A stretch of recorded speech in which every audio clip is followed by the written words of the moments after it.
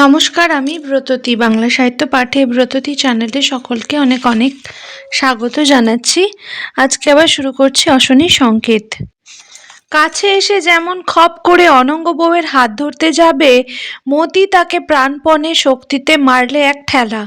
সঙ্গে সঙ্গে অনঙ্গ বউ বলে উঠল, খবরদার! কাপালি বউ হাউমাউ করে কেঁদে উঠল। লোকটা ধাক্কা খেয়ে মেটে আলুর গর্তের মধ্যে পড়ে গেল।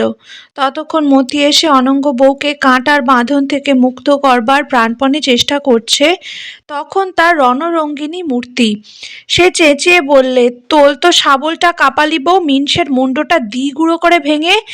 এত বড় আসপদ্দা! অনঙ্গ বউ সারা ঝোপের নিবিড়তম অংশে ঢুকে গিয়েছে ততক্ষণে। উভয়ে ঠক ঠক করে কাঁপছে, কারণ ঝোপ থেকে বেরোবার পথ নেই বাইরে। সেই সুড়ি পথটাতে ওর আর মতির যুদ্ধ চলছিল। লোকটা গর্ত থেকে উঠবার চেষ্টা করছে, মতি কাপালি বউয়ের হাত থেকে শাবলটা নিচ্ছে। এই পর্যন্ত অনঙ্গ বউ দেখতে পেল পালাবার পথ বন্ধ। অনঙ্গ বউ যেখানে ঢুকেছে সেখানে মানুষ আসতে হলে তাকে হামাগুড়ি দিয়ে চার হাতে পায়ে আসতে হবে। বিষম কুচ কাটার লতা জাল, মাথার উপর শাবল হাতে মতিমুচিনি রণরঙ্গিনী মূর্তিতে দাঁড়িয়ে। লোকটা নিজের অবস্থা বুঝলো, মতির হাত থেকে শাবল কেড়ে নেওয়া অত সহজ হবে না। এদিক ওদিক চেয়ে সে পথেই এক পা দুপা করে পিছু হটতে লাগলো।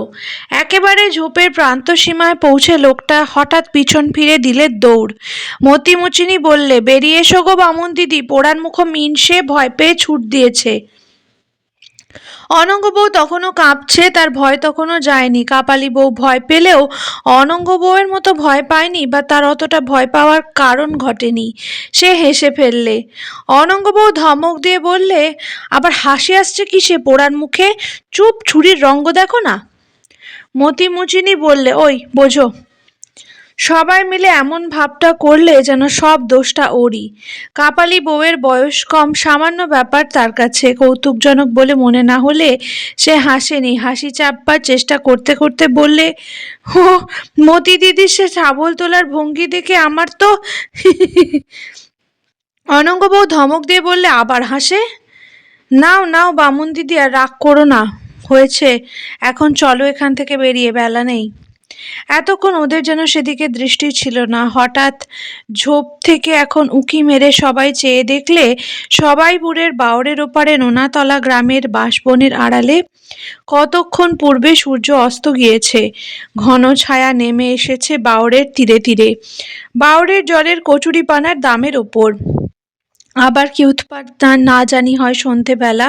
মাত্র 3টি মেয়ে ছেলে তেপান্তরের মাঠের মধ্যে। অনঙ্গ বউ বললে, বাবা এখন বেরো এখান থেকে। মতি বললে, বা রে মেটে আলুটা? কি হবে তাই? অত বড় মেটে আলুটা ফেলে যাবা? কাল থাকবে এই মন্বন্তরের সময়? কথাটা সকলেরই প্রাণে লাগলো। থাকবে না মেটে আলু? আজকাল গ্রামের লোক সব যেন কেমন হয়ে উঠেছে, সন্ধান পাবেই। কাপালি বউ বললে, তাই করো বামুন দিদি, আলুটা নেওয়া যাক। নোখ সব হন্যে হয়ে উঠেছে না খেতে পেয়ে। বুনো কচু আলু দিচ্ছে না কিচ্ছু, সর্বদা খুঁজে বেড়াচ্ছে বনে জঙ্গলে। ওই আলুটা তুললে আমাদের 3 বেলা খাওয়া হবে।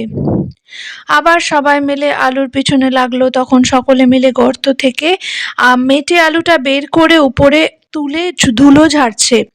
তখন সন্ধ্যার পাতলা অন্ধকার, মাঠ বন ঘিরে ফেলেছে। মতিমুচিনি নিজেই অত বড় ভারী আলুটা নিয়ে চলল, মধ্যে অনঙ্গ বউ, পেছনে শাবল হাতে কাপালি বউ। ওরা সেই সন্ধ্যার অন্ধকারে চারিদিকে সশঙ্ক দৃষ্টিতে চাইতে চাইতে গ্রামের মধ্যে এসে ঢুকলো। গ্রামে ঢুকবার আগে অনঙ্গ বউ বললে, এই ছুরি, আজকের কথা ওই সব যেন কাউকে বলিস নে। কাপালি বউ ঘাড় নেড়ে বললে, না। বড্ড পেট আলগা তুই, পেটে কোনো কথা থাকে না। কেন, কবে আমি কাকে কি বলিছি? সেই হিসেব এখন বসে বসে দেওয়ার সময় নেই। মোটের ওপর একথা কারো কাছে। কোন কথা? মেটে আলুর কথা?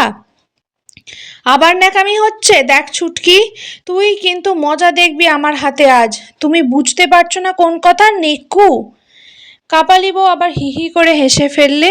কি কারণে কে জানে। অনঙ্গ বউ বললে, পাগলকে নিয়ে আমি এখন কি করি, তুই বলবি ঠিক, তাই না?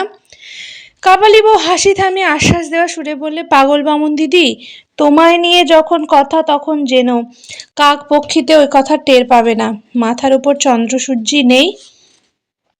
বাড়ি এসে আলুর ভাগ নিয়ে চলে গেল যে যার ঘরে। গঙ্গাচরণ বেরিয়েছিল চাল জোগাড়ের চেষ্টায়, কিন্তু নহাটার হাটে ঘোর দাঙ্গা এবং লুটপাট হয়ে গিয়েছে চালের দোকানে। পুলিশ এসে অনেক লোককে ধরে নিয়ে গিয়েছে। গঙ্গাচরণ বর্ণনা করে স্ত্রীর কাছে বসে সন্ধ্যার পরে। অনঙ্গবাবু বললে, এখন উপায়?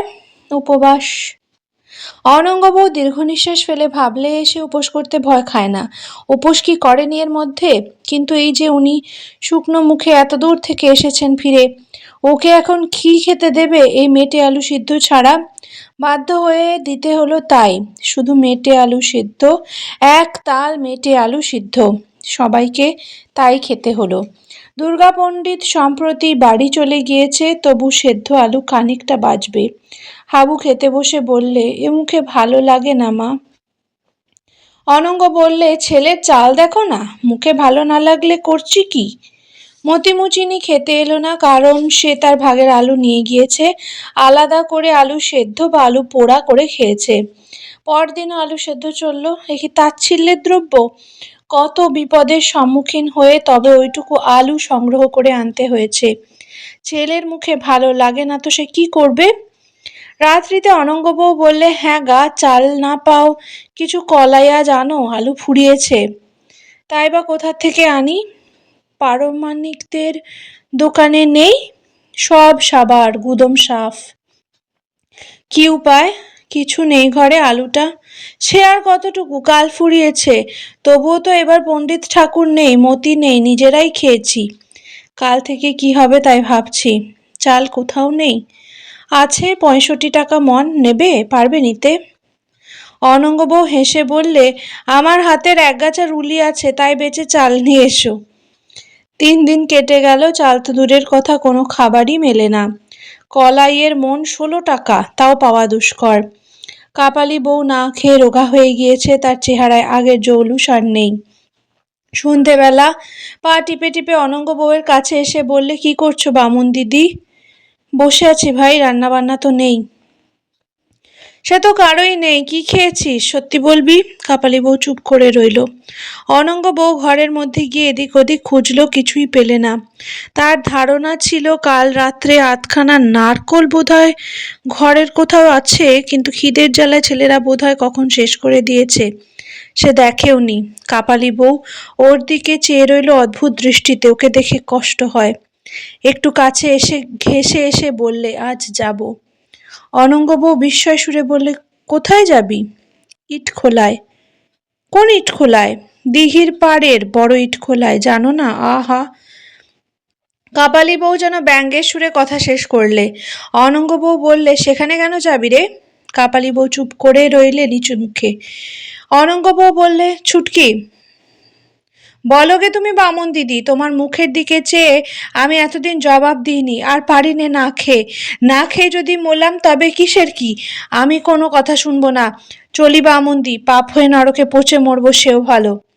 অনঙ্গ কোনো কথা বলবার আগে কাপালি বউ ততক্ষণ হন হন করে চলেছে বেড়ার বাইরের পথে। অনঙ্গ বউ পেছন থেকে ডাক দিলে, ও বউ, শুনে যা, যাসনি, শোন ও বউ। পুরনো ইটখোলার এদিকে একটা বড় শিমুল গাছের তলায় অন্ধকারে কে একজন দাঁড়িয়ে। কাপালি বউ আনাড়ির মতো অন্ধকারে হোঁচট খেয়ে খেয়ে পথ চলে সেখানে পৌঁছলো। দাঁড়িয়ে আছে পোড়া যদু। বাল্যে সর্বাঙ্গ পুড়ে গিয়েছিল, এখনো সে দাগ মেলায়নি, তাই ওর এই নাম গ্রামের মধ্যে। পোড়া যদুও বলে, আবার যদু পোড়াও বলে। যদু ইটখোলায় কাঠ যোগান দেওয়ার ঠিকেদার, মোটা পয়সা রোজগার করে। যদু পোড়া ওকে দেখতে পেয়ে বললে, এই যে এদিকে। কাপালি বউ ভেঙচি কেটে বললে, ইদিকি, দেখতে পেয়েছি। এ অন্ধকারে আরো ভূতের রূপ চোখ মেলে দেখতে চাইনি, আঁতকে উঠব। যদু পোড়া শ্লেষের সুরে বললে, তবু ভালো, তবুও যদি। কাপালি বউ বাধা দিয়ে না থামিয়ে দিলে যদু পোড়া একটা কি অশ্লীল কথার দিকেই ঝুঁকেছিল। থামিয়ে দিয়ে নিরস রুক্ষ স্বরে বলে, কই চাল? আছে রে, আছে। না, দেখি আগে কত কটি। আধ পালি, তাই কত কষ্টে জোগাড় করা, শুধু তোকে কথা দিয়েছি বলে। কে তোমার কাছে কথা পেরেছিল আগে? আমার কাছে তুমি কখন কথা দিয়েছিলে? বাজে কথা কেন বলো? আমি দেরি করতে পারবো না, সন্ধে না হয়ে গিয়েছে। দেখি চা লাগে। তোমাকে আমার বিশ্বাস নেই।